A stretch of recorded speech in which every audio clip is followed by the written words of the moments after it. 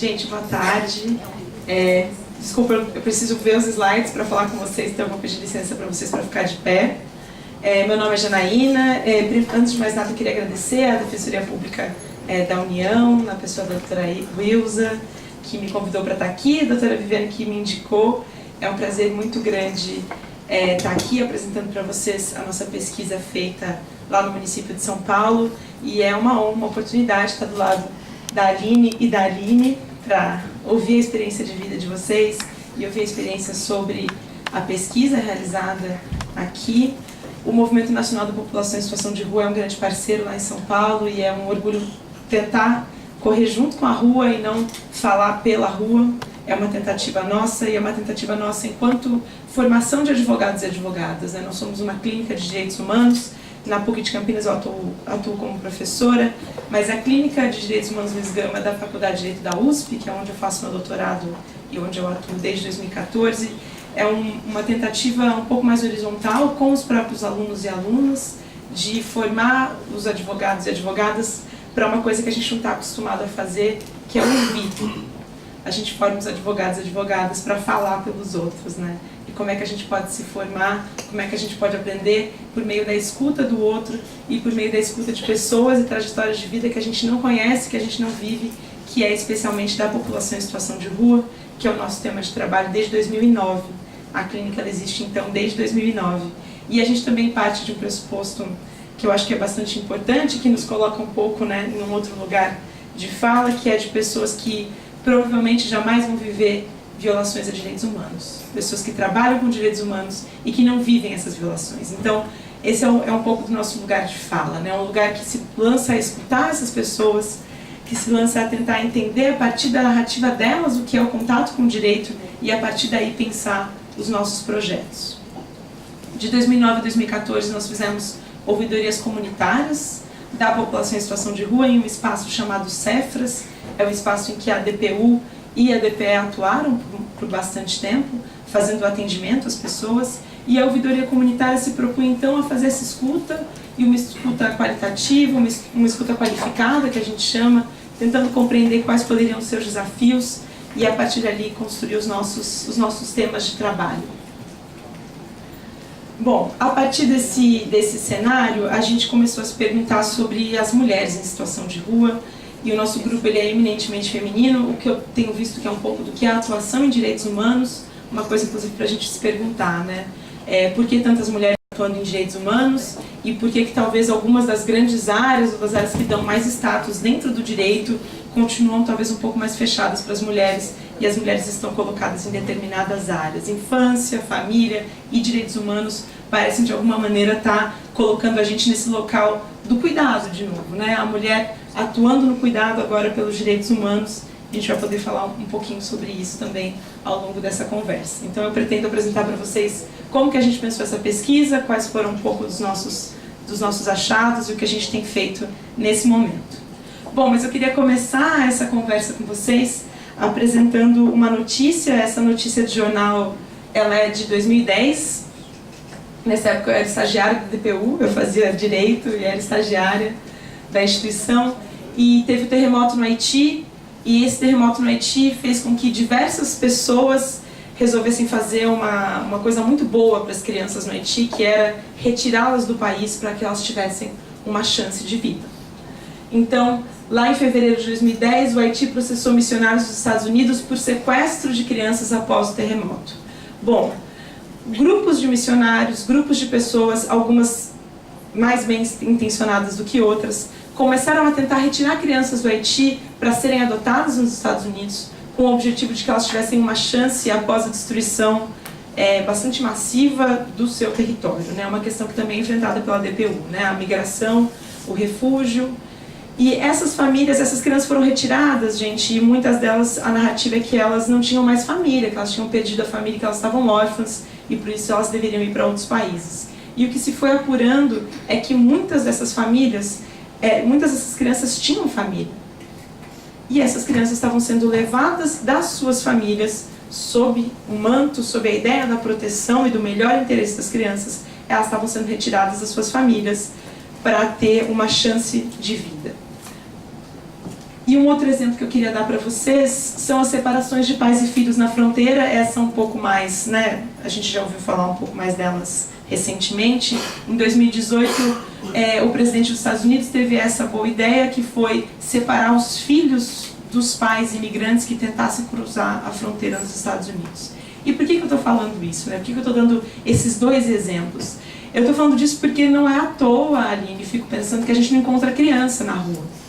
Porque tem um jeito fácil de cuidar da infância, que é tirar a criança da sua família. Essa tem sido a política pública do cuidado, não só no nosso país como no mundo, não só em São Paulo como em todas as cidades e todos os estados do nosso país. É a gente retirar a criança, que é o problema, que é uma forma, entre aspas, fácil de cuidar desse problema, que é a retirada dos bebês e das crianças das suas famílias. Infelizmente, Infelizmente, é difícil falar, né, sobre isso, mas o Sul e o Sudeste, os nossos estados são aqueles que mais acolhem crianças em todo o nosso país, né? A gente tem alguns estados no Nordeste que também tem esse perfil, mas São Paulo, Rio de Janeiro e Belo Horizonte são aqueles com um grande número de crianças acolhidas, segundo o nosso cadastro nacional do CNJ, muitas crianças acolhidas, e as idades elas vão aumentando, e é curioso pensar que a fila de pessoas interessadas na adoção, ela é muito grande quando a gente fala de bebês, e ela é muito pequena quando a gente fala de crianças que ficam mais velhas. Isso também é uma informação importante para a gente ter em mente. Por que os bebês e as crianças pequenas estão tão sujeitas e tão vulneráveis a essa retirada, e que tipo de qualidade de cuidado a gente está dando para a infância quando essa criança é retirada da rua, por exemplo, com 8, 9, 10 anos? Será que essa promessa de uma outra chance de vida está disponível para todas as crianças? Será que as pessoas que querem adotar crianças, elas querem adotar quaisquer crianças em quaisquer idades? E em momento nenhum, gente, esse debate aqui busca questionar o que é a adoção, tá? A gente tem várias histórias poderosas e muito importantes nesse percurso que a gente encontrou de pessoas adotadas, de mães adotantes, de famílias adotantes. O que a gente está querendo contar só é que isso não pode ser uma política pública de cuidado com a infância e de cuidado com as mulheres e famílias em situação de rua, que é um pouco do que a gente constatou na nossa pesquisa. E essas duas notícias, elas mostram pra gente como que a infância está vulnerável a isso, a esse processo em que você fala que, em nome da proteção, a separação tem que acontecer. A separação das crianças no Haiti, a separação das crianças na fronteira e a separação das nossas crianças aqui em São Paulo. Então a pergunta da clínica, ela é antes de tudo, a pergunta da Clínica de Direitos Humanos Luiz Gama, é antes de tudo como é que a gente pode reconhecer o outro como sujeito de direito. Isso, né, pensando, tem uma abordagem teórica que precede isso, mas quando a gente fala da invisibilidade das pessoas em situação de rua na política pública, é porque a gente também está falando que essas pessoas, elas não são reconhecidas como sujeito de direito. Mas por que essa pessoa tem que ter um centro de acolhida para ela? Mas por que ela tem que ter cama, comida, né? Eu trabalho para ter o meu, por que essa pessoa... E todos esses clichês, né, que a gente ouve o tempo todo, né? Olha, essa pessoa... por que eu tenho que prover esse serviço público? Por que a pessoa, quando tem um serviço público, ela não quer ter só uma cama e comida, né? Ela quer ter uma comida boa e uma cama de qualidade. Nossa, mas isso não é pedir demais? A gente está num momento que a gente tem que pensar sobre isso, né? Essas narrativas, elas estão o tempo todo aí, né? Em torno da gente, né? Não, mas esse pessoal está pedindo demais, esse pessoal quer demais, isso é mimimi. A gente, né, sabe, né, de onde que está localizado isso está em torno da gente, e isso às vezes ofusca um pouco, né, a nossa razão também. De, nossa, mas peraí, será que isso aqui também não é demais? Será que isso é de menos? E o que a gente repara um pouco na Faculdade de Direito, e é um dos motivos que levaram à criação da clínica por alunos e alunas, a gente não é uma clínica institucionalizada, é uma iniciativa de alunos e alunas, e a nossa manutenção é pelo Centro Acadêmico, 11 de agosto, o Centro Acadêmico dos Alunos de Direito. É falar, olha, como é que a gente pode estar num curso de Direito sem falar de justiça social? Por que igualdade social está tão longe do nosso curso? Por que a gente se forma para falar de direito civil de pessoas com posses? Por que a gente se forma para falar de direito tributário, de empresa? Cadê o direito das mulheres? Cadê o direito das mulheres trans? Cadê o direito da população LGBT? Cadê o direito da população em situação de rua que mora no entorno da nossa faculdade? São mais de 20 mil pessoas em situação de rua em São Paulo.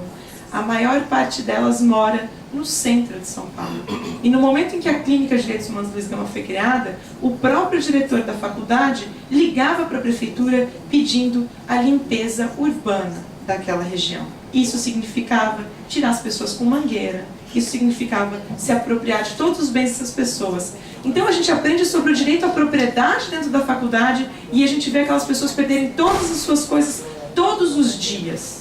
E essas pequenas contradições, pequenas, entre aspas, essas grandes contradições do nosso direito, vão falar sobre isso. Aquela pessoa ela não é sujeito de direito. Aquela pessoa não tem direito à propriedade, porque aquela pessoa está em situação de rua. Aquela pessoa não tem direito ao próprio corpo, porque ela se veste de um jeito que não é socialmente aceito. Aquela pessoa não tem direito ao trabalho dela, porque ela trabalha como ambulante. E a gente vai vendo que o direito, o jeito com que a gente aprende o direito, o que cai na OAB, o que está na grade da faculdade, e não só do direito, mas de todas as faculdades, dialoga com que tipo de sociedade a gente quer manter. Tanto é que isso hoje a gente faz muitas formações com as equipes de saúde. Esse é o primeiro momento da nossa conversa, né? Quem são as enfermeiras ou as médicas que tiveram a formação para trabalhar com pessoas em situação de rua? Quem teve essa formação na faculdade? Nenhum curso. Talvez as pessoas do serviço social sejam as que têm mais proximidade com a temática. Mas a enfermagem, a ginecologia, de um modo geral, no caso das mães em situação de rua, então a medicina, a enfermagem, a psicologia, o direito, a gente não tem essa formação. As enfermeiras falam, olha, mas eu não achei que eu ia ter que fazer curativo para uma pessoa em situação de rua, que talvez tenha usado alguma substância, que não está em condições de higiene ideais, aquela pessoa está se recuperando de um acidente, ela não tem como garantir a alimentação dela. Como é que eu vou cuidar da saúde dessa pessoa? Eu não tenho para onde encaminhá-la. Onde é que eu vou encaminhar uma pessoa que está com tuberculose, que está convalescente, que tem um problema de álcool e drogas e que gostaria de se tratar, não tem essas vagas? Como é que a gente pode... Então, como é que a gente pode pensar a profissionalização, as pessoas que vão cuidar dessas pessoas, e como é que a gente pode pensar as políticas públicas aptas para esse cuidado, se a gente também está sempre apagando incêndio? A gente nunca tem vaga suficiente, a gente nunca tem serviço suficiente, a gente nunca tem locais de cuidado suficientes.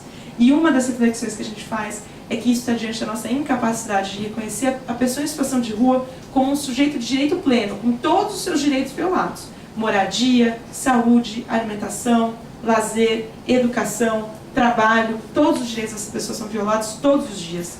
Qual que é a resposta que o direito pode dar para isso, se a gente sequer consegue entrar com uma ação sem comprovante de residência? Né? Como é que a gente vai conseguir dar conta disso? Como é que a gente consegue responder a isso? A gente não consegue fazer um atendimento.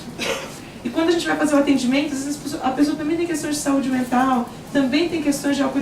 Como é que a gente vai responder a isso? Como é que a gente vai responder a isso se a gente não olhar essas pessoas, se a gente não ouvir as pessoas? E esse, gente, é um segmento da população que a gente precisa olhar, mas o direito parece ter mais invisibilizado as pessoas do que visibilizado, né? Quantas demandas a gente não teria, como que a gente não seria diferente, nosso país não seria diferente, nossas políticas não seriam diferentes, se a gente ouvisse as pessoas, ao invés de fazer leis que não dialogam com o que é a realidade. Bom, nesse sentido, gente, a partir de, então, um grupo de mulheres que compõe a Clínica de Direitos Humanos Luiz Gama, a gente começou a querer falar sobre as mulheres em situação de rua. A gente trabalhava no Cefras, que tem um público misto, né, a doutora Viviane conhece lá, tem um público misto, mas com poucas mulheres. A gente começou a falar, não, peraí, cadê as mulheres? O que acontece com as mulheres?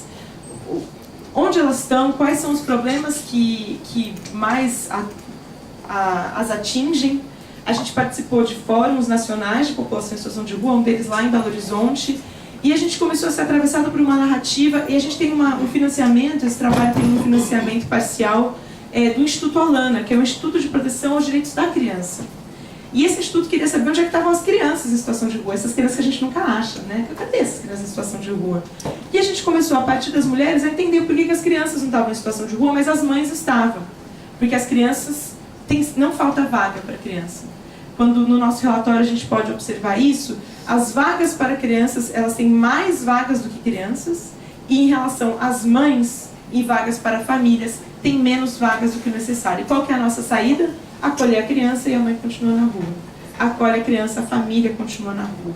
Então, quando a gente pensa nesse potencial da afetação na produção do conhecimento jurídico e a atuação de direitos humanos, a gente está querendo falar sobre aquilo que vai acontecendo com a gente ao longo não só do direito, mas da vida profissional, que é a gente parar de se indignar.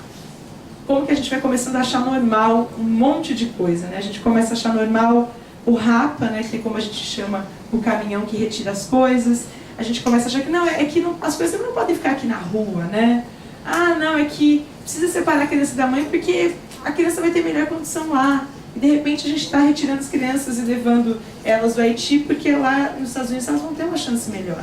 A gente vai naturalizando isso. A nossa linha de montagem do direito vai naturalizando isso, né? Eu fico imaginando e acompanho hoje colegas que entram, por exemplo, na defensoria, né? Que pegam o primeiro caso e ficam, nossa, mas isso é possível? Não, mas é possível um hospital nessa condição? É possível? É possível. E chega um momento que você já viu aquilo tantas vezes, que você fala, gente, essa é a nossa realidade. Chega um momento que a gente se cansa, né? Ou a gente fica resignado diante daquilo. Então, a nossa tentativa de pensar isso era, como é que a gente pode não se deixar resignar, né? O quanto que nos afeta e o quanto que nos afeta ver mulheres perdendo seus filhos, o quanto que nos afeta e o quanto que afeta os profissionais, o fato de que a maior parte delas são mulheres, juízes, defensoras, psicólogas, assistentes sociais, que atuam nesses processos e que veem a perda do poder familiar dessas mulheres. E o quanto que elas também falaram pra gente, olha, não é fácil ser mãe e falar que essa mulher não pode ser mãe. Ó, não é fácil ser mãe e falar para essa mulher que ela não tem uma vaga no centro de acolhida para que ela possa exercer a maternidade dela.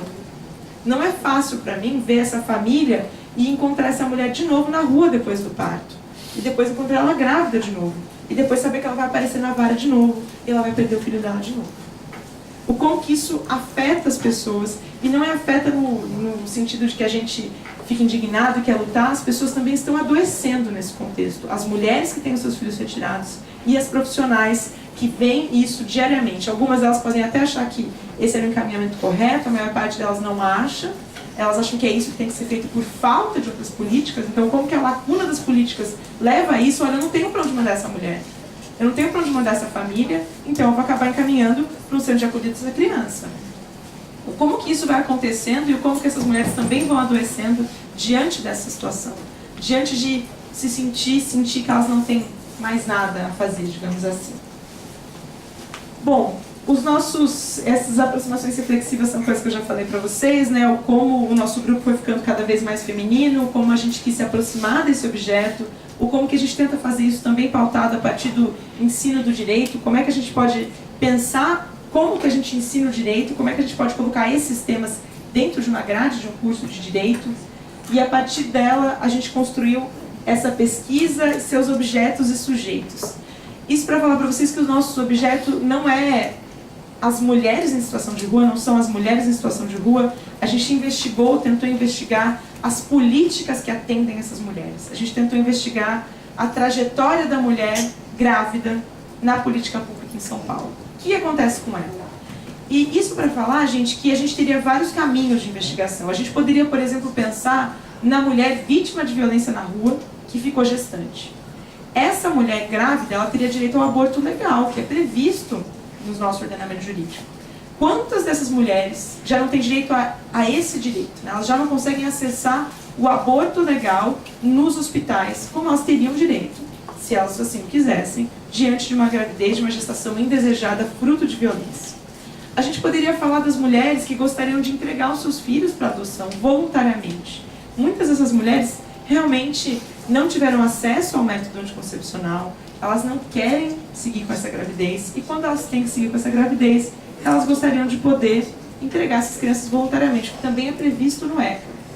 Mas o que a gente quis perguntar aqui é, diante de uma mulher que grávida, planejada ou não essa gestação, quer ficar com essa criança.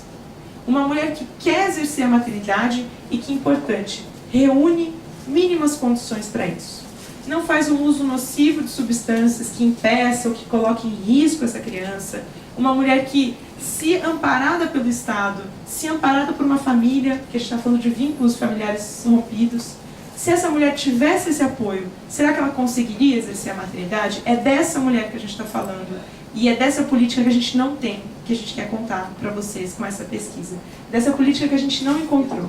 E para isso a gente conversou com profissionais da saúde e da assistência social do município de São Paulo, com algumas mulheres, com profissionais que atuam nas maternidades e com profissionais dos fóruns. E nesses profissionais dos fóruns hoje, não era o meu plano, né, mas eu acabo fazendo doutorado sobre elas hoje. As profissionais que fazem os laudos, que vão falar se essa mulher deve ou não continuar com esse bebê.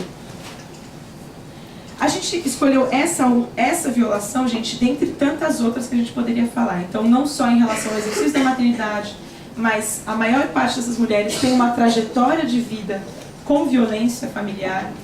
O motivo que as levou às ruas, em geral, está ligado com a violência familiar. A gente tem uma pesquisa de um professor em São Paulo, da Unifesp, que chama Anderson Rosa, que vai contar isso pra gente. A Eliane Rios é uma pesquisadora, é uma psicóloga, era psicóloga da Defensoria do Estado, tem uma pesquisa interessante sobre isso. Ela também vai falar pra gente, olha, essas mulheres, elas têm trajetórias de vida que não é que ela escolheu estar na rua, não é que aconteceu estar na rua. Às vezes é um momento de grande força ir pra rua, porque ela saiu de um ciclo de violência na casa dela, mas ela encontrou na rua nada que pudesse retirá-la daquela situação, ou que pudesse ampará-la, ou que pudesse oferecer algo que não fosse também violento, que também não fosse a reprodução, o retorno a um ciclo de violência. O que leva também ao que a Aline comentou, né, de situações de violência na rua, altas complexidades, a dificuldade de inserção em projetos, políticas de moradia, políticas de saúde, políticas de cuidado, de trabalho. E esse é um dos desafios da população em situação de rua, né? Não tem como a gente cuidar de um assunto. A pessoa não tem casa, a pessoa não tem trabalho, a pessoa talvez não tenha tido acesso à educação, a educação formal talvez não se adeque. Então a gente também tem que ser criativo. Não dá para falar que então vai botar todo mundo numa sala de aula com 4 horas de aula. Esse não é o perfil. Talvez isso não seja aptidão dessas pessoas. Quanto que a gente está ouvindo as pessoas para fazer essas políticas públicas, né? O quanto que a gente tem de troca com elas para falar, olha, muitos artistas em situação de rua, muitos artistas em situação de rua, poetas, pintores, cantores. Quais são as políticas que a gente está oferecendo para elas? A gente quer o quê? Não, faxineiro, manutenção, serviços gerais, não. A potência dessa população em situação de rua, a potência dessas pessoas, muitas vezes é outra. E a gente coloca uma política que bota todo mundo igual. Como se a gente fosse todo mundo igual. A gente não é, né? E aí a gente vai lá e coloca todo mundo igual, todo mundo tem que fazer isso, se não fez isso, não pode dormir aqui. Regras nos centros de acolhida, que muitas vezes, a pessoa conseguiu um trabalho, mas é um trabalho noturno. Não, mas a sua vaga você tem que estar aqui às 6 da tarde. Não sei como é que é a realidade aqui de Florianópolis, mas em São Paulo, você tem que estar aqui às 6 da tarde. Você conseguiu um trabalho noturno, você não vai. Você quer ir no culto à noite? Também não pode, porque o horário bate. Daí tem que acordar, conseguir uma vaga, não é fixa. 5 da manhã você tem que acordar, 4 da tarde tem que voltar pra fila. Quem consegue trabalho assim? Quem consegue estudar assim? Quem consegue um serviço de saúde assim?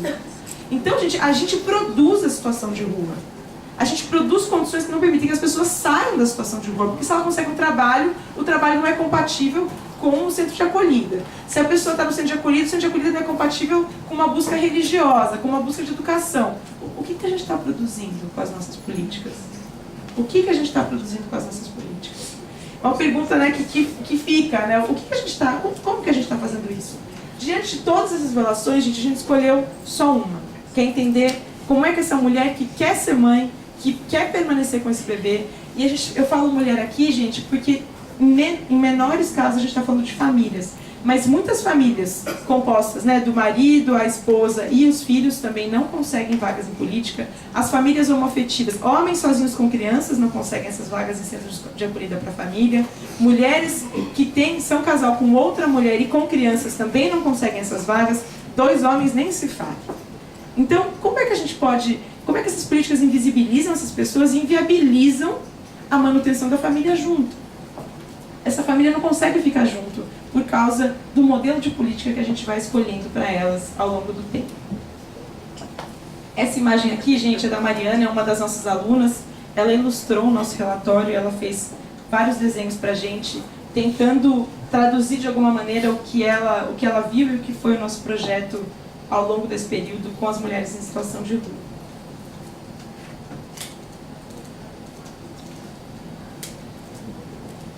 Bom, diante da pergunta, então, sobre o percurso de mulheres em situação de rua no exercício da maternidade, a gente produziu esse relatório, ele foi publicado em 2017, ele é fruto de pesquisas a partir do final de 2015, e hoje a gente continua com esse trabalho, eu vou poder contar um pouquinho mais para vocês do que a gente tem feito atualmente. Peço desculpas que está pequeno, mas ao final eu vou dar o link para vocês. O trabalho está disponível online, na internet, para quem quiser. Esse quadro, gente, ele mostra pra gente, então, sobre essa mulher em situação de rua, em específico, quais são os desafios que ela vai enfrentar nessa trajetória de exercício da maternidade dela.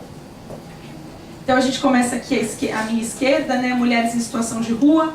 Elas têm vários desafios, né, doenças das mais variadas, sexualmente transmissíveis ou não, sífilis, HIV, também tuberculose, tem várias doenças que tomam as ruas de maneira epidêmica, né, como se a gente não tivesse maneira de cuidar dessas doenças. A violência nas ruas, saúde, segurança alimentar, moradia, educação, são os desafios já per si das mulheres em situação de rua, que estão sujeitas a grandes violências. E uma das questões que também é difícil quantificar as mulheres, e agora que vocês estão nesse processo aqui em Florianópolis, em São Paulo, os números de mulheres, eles são sempre saem nas estatísticas como se fosse um número menor do que realmente existe. Muitas mulheres, inclusive, visualmente se identificam ou parecem muito mais de maneira masculina, mesmo se independente da orientação sexual, como uma forma de proteção. Então, quando os sistemas que a gente tem de contagem das pessoas em situação de rua, que conta elas de longe e que vê, identifica, às vezes a pessoa dormindo que parece homem, parece mulher, parece tal idade, é inefetivo para quantificar as populações que não são de homens nas ruas. Que a população LGBT, as mulheres e a população trans fica totalmente invisibilizada por esse sistema. E que a gente trabalha com aquilo que a gente identifica, né? A pessoa que faz a contagem, quem fez a contagem em São Paulo, ela determina se aquela pessoa é um homem, se aquela pessoa é uma mulher, se de repente aquela pessoa se identifica de uma outra maneira ou não. E as entrevistas não são com todas as pessoas, então não é com todo mundo que você acessa. Outro déficit da nossa pesquisa. Pergunta-se às mulheres quantos filhos elas têm e quantos deles estão com elas em situação de rua. Nenhuma mulher responde quantas crianças estão com elas em situação de rua. Quem é que vai responder se está com um filho, se esse filho vai ser retirado dela, se alguém souber que ela está com o filho dela em situação de rua?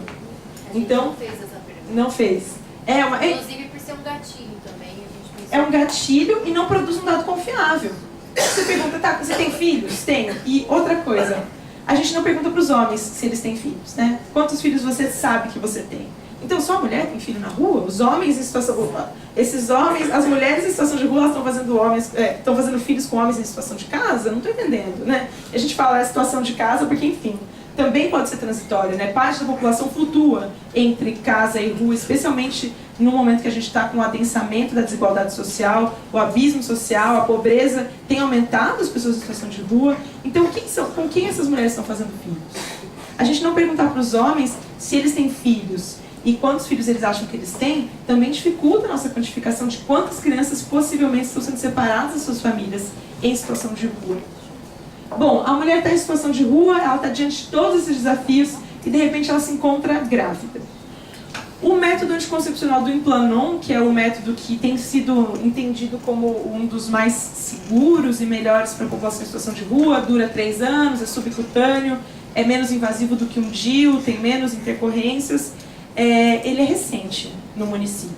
É uma coisa de 4 anos para cá, de quando a gente começou a pesquisa, começou a implantar em São Paulo, e ainda não são todas as unidades que fazem, não são todas as mulheres que têm acesso, você tem que fazer um cadastro, tem que fazer exame, você passa por uma série de burocracias para você conseguir colocar o Implanon, que é claro que para uma mulher do meu extrato social ou de muitas pessoas aqui, seria muito mais fácil, né? Colocar o DIU, tomar a pílula, colocar o Implanon, o método anticoncepcional que quiser, que está à disposição.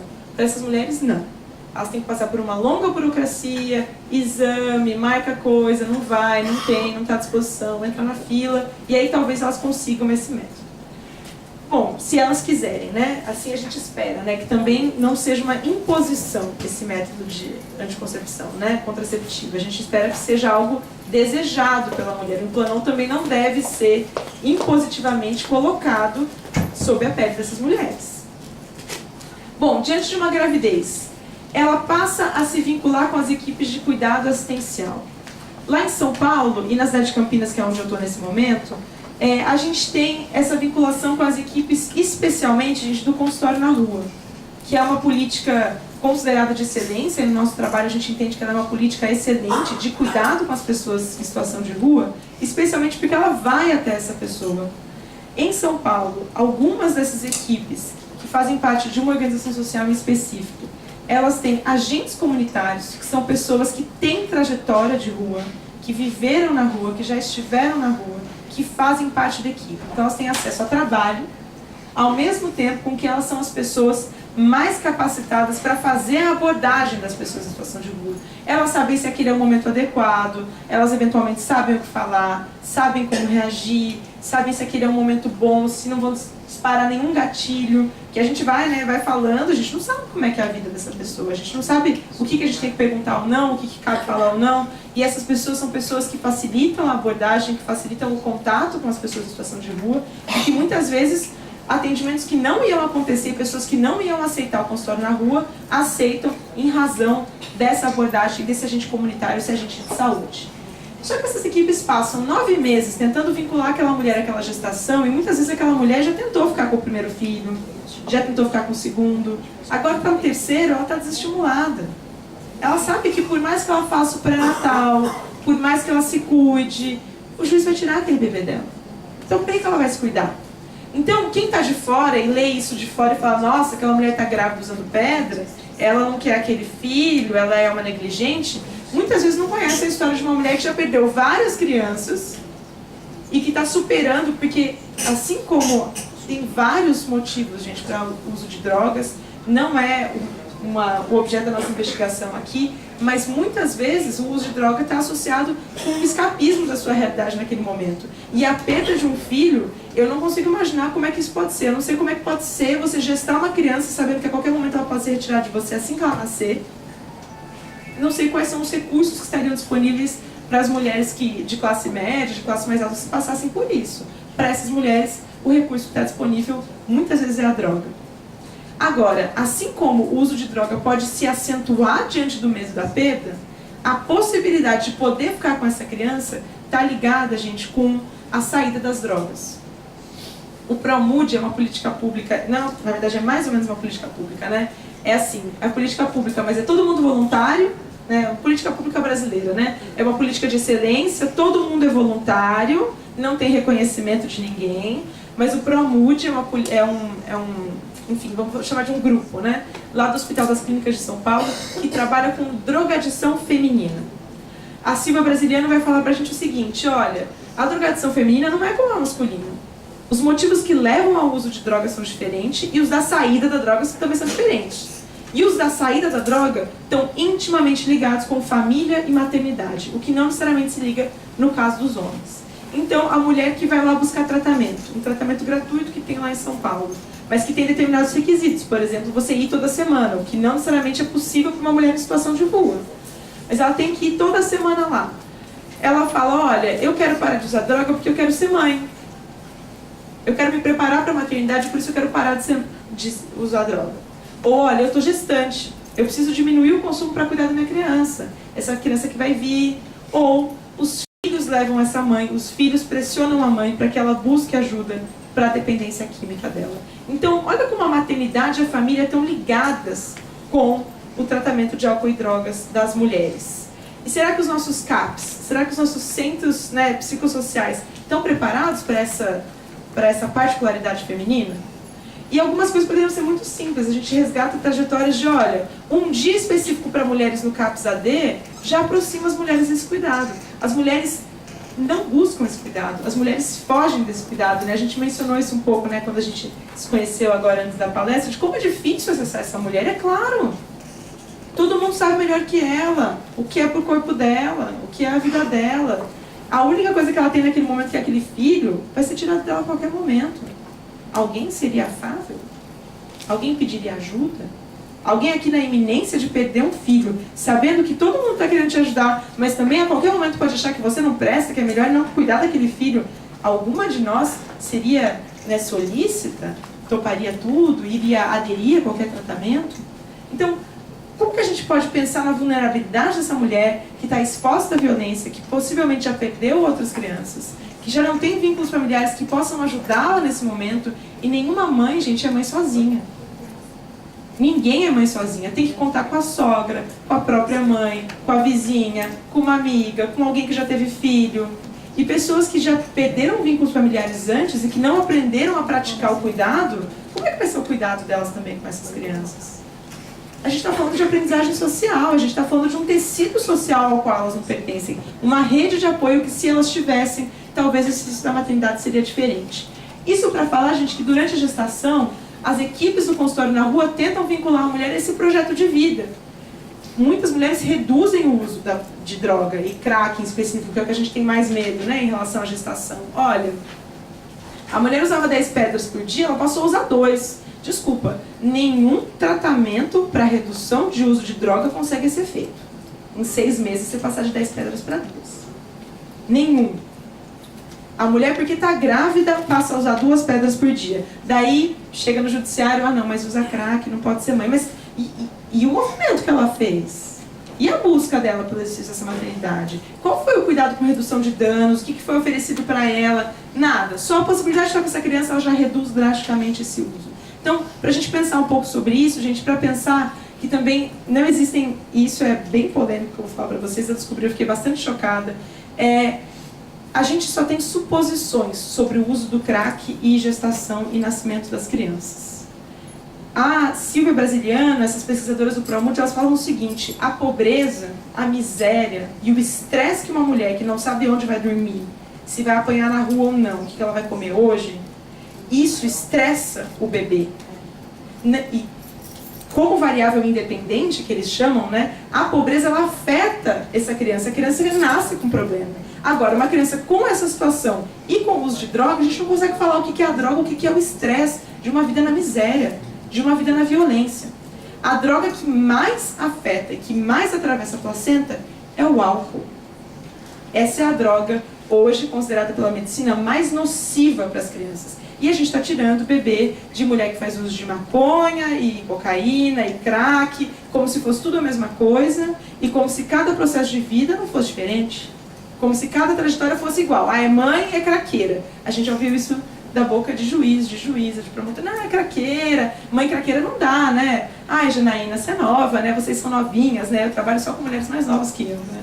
Elas olham, mas você não é mãe, né? Novinha. É que você não sabe como é que é. Bom, eu não sei como é que é ser mãe, mas eu estou em contato com mulheres que gostariam de ser mãe e não estão podendo. E que estão falando que tem condições.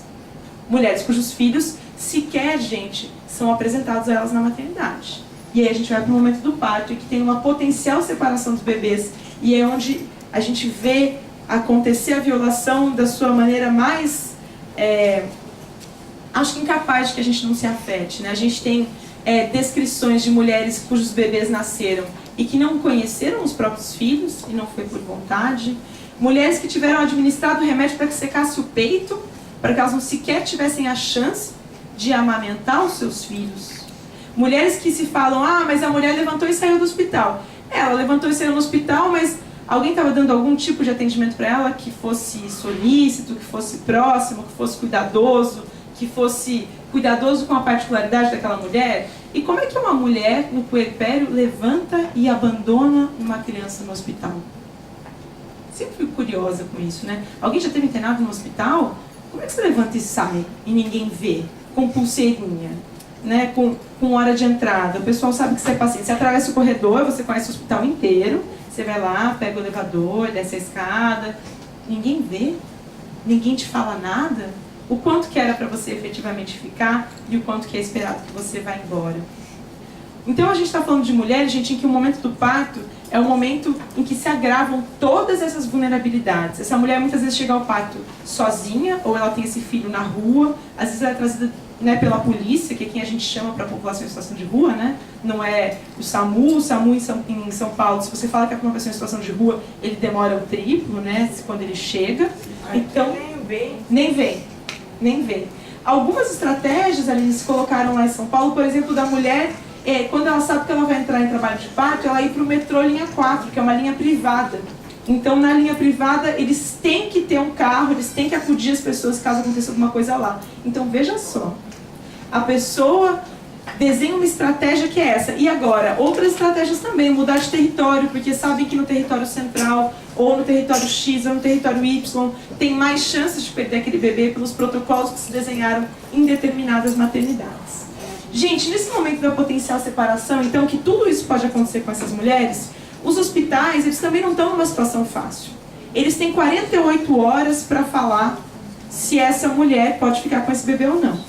Porque em 48 horas elas têm que liberar o leito dessa mãe. O bebê pode ficar indefinidamente. Então, novamente, o drama das vagas, né? O bebê pode ficar lá 3 meses, 4 meses, mas a mãe, em 48 horas, esse leito tem que estar liberado, a não ser que ela tenha alguma emergência nela. Senão, ela tem alta. E aí, o que vai acontecer? O ideal, né, na nossa cabeça, se houvessem políticas públicas adequadas, né, e se essa mulher estivesse sendo acompanhada, é que o acolhimento institucional ocorresse em equipamentos especializados para mães e crianças. Ou o acolhimento familiar, porque às vezes essa mulher tem um companheiro, tá, gente? Então, assim, a gente critica quando essa mulher não tem um companheiro, mas quando ela tem, a gente também não tem política de acolhimento para ela e para ele. Então, chega essa mãe com esse companheiro, tem essa criança, você manda a criança para um centro de acolhida, a mãe para outro, o pai para outro. Bom, se for assim, é melhor ficar na rua os dois, né? Os três. É que eles não vão conseguir sair com o bebê. Mas na lógica deles, é claro que é melhor ficar os 3 na rua juntos, esperar uma política juntos de acolhimento. Ah, não, mas a gente não pode deixar esse bebê sair do hospital desse jeito. O que eu entendo, tá, gente? Não pode deixar sair do hospital. Mas o problema não é o bebê ficar na rua. O problema é a gente ter a estimativa de 100 mil pessoas em situação de rua no país. O problema não é o bebê ficar na rua. O problema é ter mãe, pai, idoso, pessoas com problemas de saúde mental. O problema é ter todas essas pessoas em situação de rua. Então a gente desloca o problema, e por isso eu falei da infância no começo, o problema é o bebê na rua. Esse bebê não pode ficar na rua. Então eu seguro o bebê no hospital, libero a mãe, libero o pai, e é isso. O ideal, gente, e às vezes isso acontece, tá? Eu vou falar pra vocês que a gente tem mais ou menos 30 maternidades em São Paulo. Então São Paulo é um mundo à parte, né? A gente tem pelo menos 30 maternidades lá. A Defensoria Estadual, que é nossa parceira nessa pesquisa, ela fez um ofício em 2014, indagando as maternidades qual que era o cuidado com esses casos. E das 22 maternidades que responderam à pesquisa, só 2 falaram que informavam a mulher dos seus direitos, ou encaminhavam ela para a defensoria, quando elas decidiam por não dar alta social para o bebê, por não liberar o bebê. Então a gente tem 30 maternidades em São Paulo, só 22 conversaram com a defensoria e só 2 falaram que falam, olha, a gente está segurando seu bebê por causa disso, disso, disso, o seu processo vai correr na vara tal, vai lá, oferece defesa, vai na defensoria, busca um tratamento. Quando a rede que deveria ser acionada, né? Um cuidado em rede. Olha, essa mulher precisa de um cuidado em rede. E para isso, gente, em reação ao que tinha acontecido no Espírito Santo e depois em Belo Horizonte ficou bastante escancarada com uma portaria da Vara da Infância lá, determinando, obrigando as profissionais a notificarem toda e qualquer parte de mulher com histórico de droga, com histórico de uso de drogas, deveria ser notificado para a Vara. Eles conseguiram aumentar de 50 para 350 os acolhimentos das crianças. Surgiu uma nota técnica federal, a 001 de 2016, está vigente, que explica como é que tem que ser o fluxo de atuação e acompanhamento e atendimento dessas mulheres. E é o que, gente? Atendimento em rede, encaminhamento para o serviço de saúde, para o serviço de assistência social, uma alta responsável, acolhida da família, oferecimento de recurso para tratamento de álcool e drogas, e não só com a abstinência, com redução de danos, com aquilo que se mostrar mais adequado para o caso concreto. Infelizmente não é aquilo que a gente encontra na maior parte das vezes. Em geral, eu tenho a tristeza de falar isso para vocês, que em geral, aquilo que se consolidou como uma rotina nas maternidades, ou por não ter um encaminhamento de rede possível, porque eu tenho 48 horas, eu não consigo articular uma rede de 48 horas. Conselho tutelar, CAPS, vaga em centro de acolhida, não tem vaga para todo mundo. Como é que eu vou explicar que eu vou passar essa pessoa na frente na vaga, se ela não tinha uma vaga já articulada? Às vezes tem encaminhamentos para vara, gente, mesmo quando a pessoa tem vaga, tá? Então a gente também está falando de um estigma. A gente está falando de uma mulher que chega no hospital e o pessoal já sabe que aquela paciente ali não vai sair com o bebê. Tanto que a decisão de administrar o remédio para secar o peito, ela vem no momento do parto. Quando você identifica aquela paciente e fala, essa aqui Essa aqui é aquelas clientes, né, que a gente já tem. Aquela, já conheço essa mulher, já teve outros partos, não ficou com aquele bebê, por que vai ficar com esse?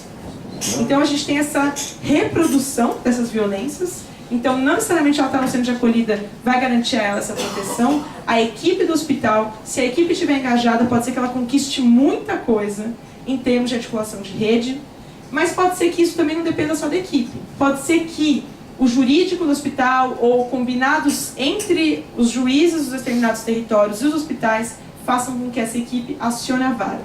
Esse acionamento da vara, gente, ele nunca é para conseguir vaga conjunta. Que eu acho curioso, né? Especialmente com a DPU, que a gente pode pedir medicamento, pode pedir vaga em um monte de coisa. Nunca é para pedir vaga. É sempre para pedir acolhimento da criança e que se comece um processo para apurar se essa mãe pode ou não ser mãe desse bebê. Aí o que acontece? O acolhimento institucional em equipamentos separados. Muitas vezes acontece o retorno da mãe às ruas ou a situação de vulnerabilidade que ela está. Nem todas essas mães estão em situação de rua, ela pode estar morando numa maloca, ela pode estar morando numa casa de fundo, ela pode estar em diversas situações.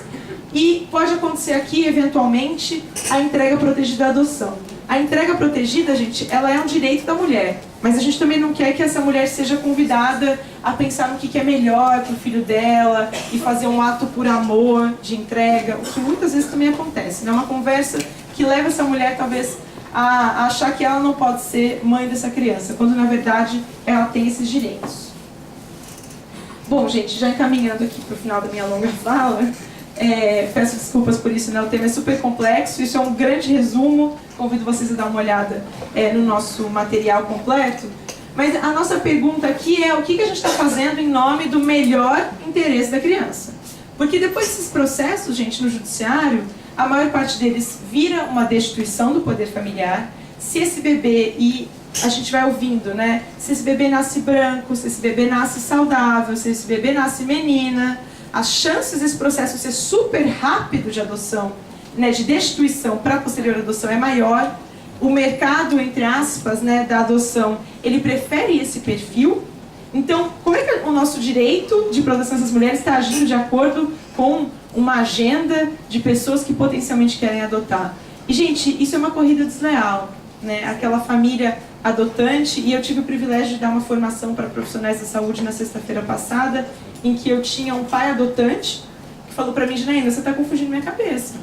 Porque eu tenho uma filha de 15 anos, que é o amor da minha vida, que eu adotei, que foi deixada pela mãe no hospital, e como assim, né? Eu tirei o filho de alguém, né? E essa angústia. Eu falei: olha, não são todas as trajetórias que são isso, mas algumas trajetórias são, e a gente tem que ter responsabilidade social sobre isso, por entender que os casos excepcionais têm que ser encaminhados para adoção. Os casos que as mães não queiram exercer a maternidade têm que ser encaminhados com brevidade para adoção.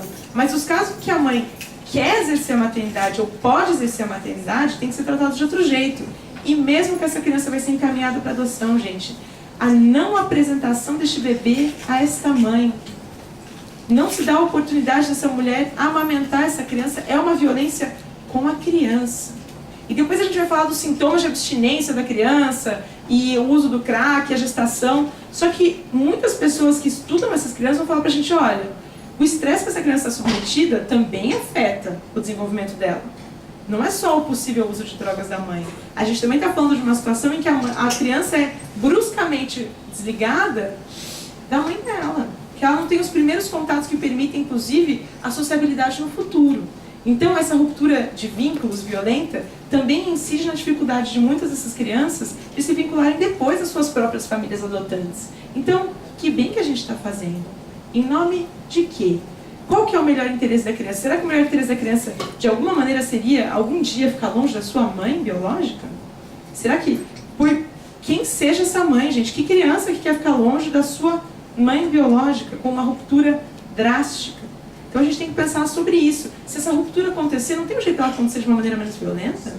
Trabalhada, cuidada com essa mulher, cuidada com essa criança, cuidada com essa família adotante, que vai conhecer a história dessa criança, que tem uma responsabilidade social de adotar uma criança que é, antes de tudo, fruto da desigualdade social do nosso país. É assim que a gente está pensando a adoção do nosso país, ou a gente está pensando a família ideal que está na fila de adoção e a família horrível que engravidou essa mulher irresponsável que engravidou? a gente está trabalhando com dois extremos. Os extremos, eles nunca são assim, né? Eles nunca existem dessa maneira. Na nossa perspectiva, gente, os juristas, o direito, as instituições jurídicas estão no papel de garantir direitos, de denunciar o déficit das políticas públicas, e não só por meio do acesso à lei de transparência. Esses dados, eles são maquiados.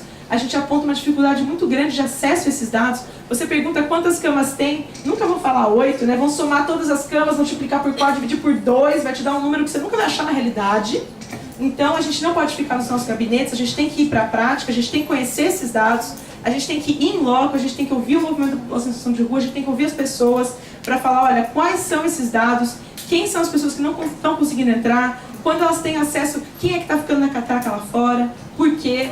Né? Esse serviço, é um serviço ótimo, maravilhoso, só trabalho com abstinência, vai ficar vazio. Vai ficar, é maravilhoso, ó, aqui dentro não pode usar nada, tem que chegar às 6, acordar às 5, trabalhar, não vai funcionar. Como é que a gente pode pensar um serviço que realmente acolha essas pessoas? Mas vai ficar uma bagunça, Janaína. Não, quem disse? É o nosso jeito de olhar a política que vai falar isso. Mas a gente tem experiências muito interessantes em Campinas, eu tenho a satisfação de falar que eles criaram uma casa da gestante. As maternidades falaram, olha, a gente pode ficar encaminhando para o juiz caso de saúde. Campinas é uma cidade conservadora em vários sentidos, e nessa é uma cidade progressista. A gente tinha a secretária Jane Valente, que é uma pessoa também super importante na ciência social no nosso país, que, criou-se uma possibilidade de ter uma casa da gestante em que, ao invés de judicializar, encaminha-se para essa casa. Lá essa mulher tem várias questões também, tá, gente? Não pode ficar com um companheiro, mas essa mulher tem 2 anos de vaga garantida, redução de danos, pode ficar com quantos filhos ela tiver. Alguns lugares em São Paulo só pode ficar com um filho que nasceu, os outros filhos têm que ficar acolhidos no centro de acolhida. Como assim, né? Fala para uma mãe escolher entre um filho ou outro, né? Pra você ver o que ela responde para você. Como é que ela vai lidar com isso? Então, a denúncia do déficit da política pública, ela está ligada com a nossa capacidade de cruzar esses dados, com a pesquisa consistente, com cruzar informações, com cruzar narrativas, democratizar o acesso ao conhecimento jurídico, visibilizar sentidos locais atribuídos à proteção. Por que a equipe aqui está achando que protege a criança mandando para o juiz? Algumas equipes me falaram, não, porque o juiz vai decidir o que é melhor para essa criança. Eu falei, mas você sabia que o juiz muitas vezes decide que essa criança vai ser adotada e essa mãe nunca mais vê essa criança? A nossa política de encaminhamento de um serviço para o outro, a gente é alienante da gente. A gente não sabe o que acontece quando a gente encaminha o caso. E aí a gente não sabe o que acontece depois, e depois a gente não sabe o que está acontecendo com essas vidas, a gente não sabe o que a gente está produzindo nessas vidas. E visibilizar, gente, fluxos dentro do judiciário que despriorizam a proteção de crianças e mães. De certa forma, gente, o judiciário acaba enxergando o seguinte, olha, se chegou na minha mão, ao contrário do que às vezes a gente pensa, que se chegou na mão do juiz, ele vai olhar todos os lados e vai decidir, muitos juízes e juízas têm falado pra gente, olha, quando chega na minha mão é porque a rede não deu conta. E se a rede não deu conta, eu vou fazer aquilo que é melhor para a criança. E o melhor para a criança é, muito provavelmente, se ela for pequenininha, ser adotada. Eu estou correndo contra o tempo. Até ela ter 3 anos, tem muita gente querendo adotar ela e dar uma vida completamente diferente para ela. E realmente, essas pessoas vão dar vidas completamente diferentes para essa criança. Ela sai da família dela de origem, tem várias questões, mas também tem outras questões muito positivas. Mas a pergunta é, essa é a nossa política de cuidado? Isso é a nossa política pública, o encaminhamento para a adoção dessas crianças? Como é que a gente pode pensar de uma maneira diferente? E como que isso é diferente quando a criança é maior? Que a gente insiste na família, insiste em várias outras formas, e como que isso também não é uma questão do nosso mecanismo de adoção. Por que a gente só quer adotar bebê? Tem várias coisas que a gente tem que parar para pensar, né? Por que a gente acha que só os bebês são adotáveis, ou só desse jeito vai dar certo? E esses fluxos dentro do judiciário que acabam priorizando uma coisa ou outra em detrimento de uma realidade social que muitas vezes tinha uma tia que podia cuidar. Existem políticas possíveis, por exemplo, a guarda subsidiada, é uma política que existe em Paulínia, não sei se vocês têm aqui, em que a família de origem, a família extensa, recebe uma ajuda financeira de um salário mínimo, por exemplo, para ajudar a cuidar daquela criança que está chegando. Porque às vezes a avó tem desejo de cuidar, a tia tem desejo de cuidar, mas não tem recursos. Um salário mínimo na vida dessas famílias significa muita coisa na vida delas, né? A gente pensa, nossa, não dá para criar um filho com um padrão de vida que muitos de nós têm. Mas agora, essas famílias pode ser o diferencial entre poder criar essa criança ou não. E agora, quando você colocar nessa família de origem, qual que é o bairro que essa pessoa mora? Então o problema não é que ela não tem nada a oferecer, o problema é que a gente não tem infraestrutura nos nossos bairros, a gente não tem garantia a lazer, a saúde, a educação. A gente está falando de um problema social no nosso país que a gente está querendo resolver tirando crianças de algumas famílias e colocando em outras. Esse tem sido um dos dramas que a gente tem apontado e entendido no nosso trabalho. Gente, de alguma maneira a gente entende que um trabalho como esse é uma forma da gente conseguir, através do direito, poder falar desses outros direitos, dessas outras pessoas, desses outros, né, que na verdade são as pessoas em que, na nossa concepção, o direito deveria servir. A justiça social, a produção de uma sociedade mais justa, mais solidária, mais digna, mais cidadã, que é o que está escrito na nossa Constituição Federal, até que ela mude. Mas enquanto ela não mudar, essa é a nossa Constituição Federal. Como é que a gente pode pensá-la para a proteção dos direitos e não para a violação, não para chamar de proteção aquilo que é uma violação, muitas vezes? Como é que a gente pode pensar nas pessoas e não nos fluxos que melhor nos servem, nos processos que andam mais rápido, no jeito mais fácil de resolver as coisas? Eu estou apresentando para vocês um dilema que não é fácil. Estou falando de pessoas com anos de trajetória de rua, não é simples, não, mas é tranquilo. Não é. São pessoas com trajetórias de violência, são pessoas que o Estado já se manifestou de maneira violenta muitas vezes na vida. Não vai ser fácil fazer esse atendimento, não vai ser fácil fazer essa inserção familiar. Mas agora, qual que é o nosso potencial de mudança do mundo se a gente ficar retirando crianças de uma família e colocando na outra?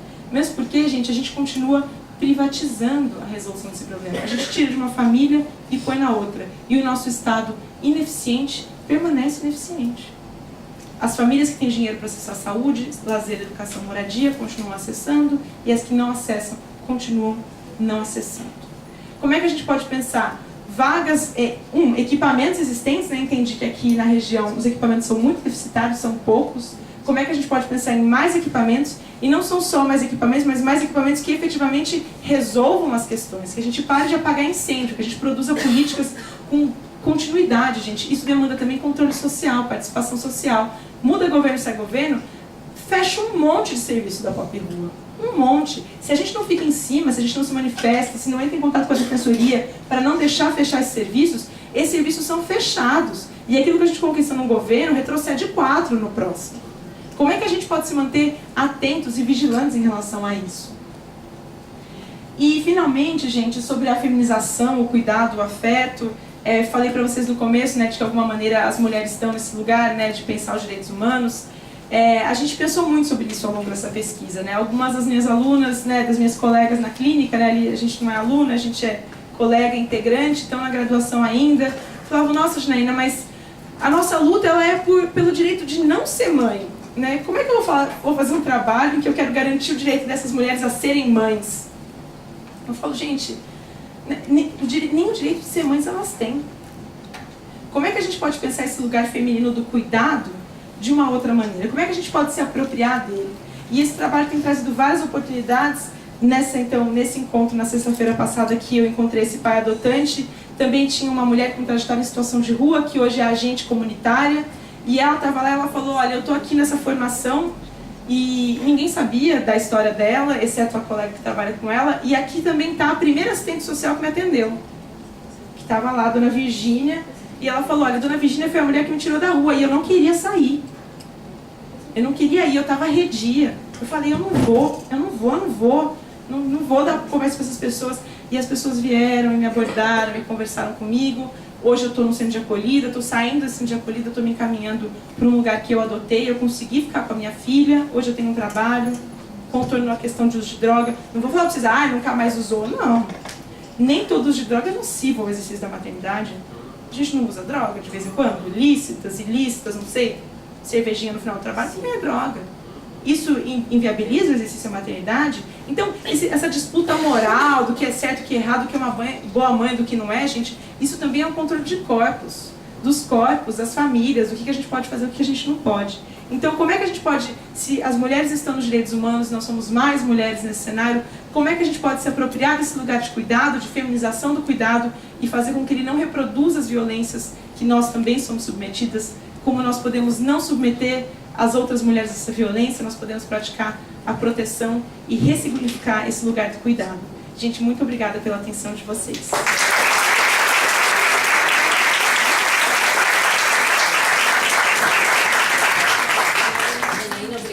essa aula. Com certeza as suas reflexões suscitarão ações da Defensoria.